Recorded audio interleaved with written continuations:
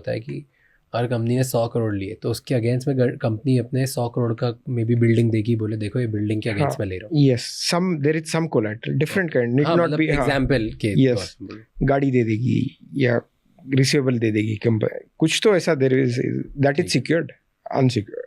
So housing loan is secured, vehicle loan is secured, gold loan is secured, personal loan is unsecured. उसी तरह company के भी bond होते हैं secure और अनसिक्योर्ड. जैसे आप जब लोन लेते हो तो आपका एक ही होता है कि आपने 1 लाख रुपए का लोन लिया, उसके एक रीपेमेंट शेड्यूल.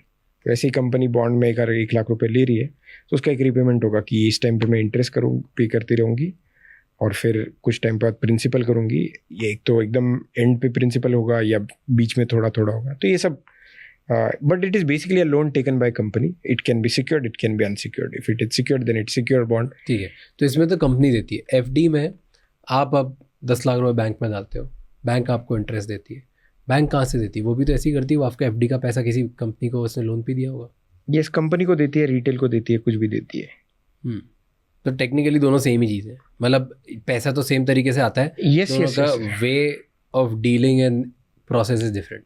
यस, एफडी थोड़ा कम रिस्क इसके लिए है कि अप टू 5 लाख जो सब रिटेल है वो डिपॉजिट इंश्योरेंस के अंडर आता है. बट इसलिए उसमें यील्ड भी कम है. अगर आप एफडी पहले निकालते हो मैच्योरिटी तो यील्ड काफ़ी कम होगा. बॉन्ड आप मैच्योरिटी के पहले बेच सकते हो, उसमें यील्ड थोड़ा कम होगा. एफडी इतना नहीं होता जनरली.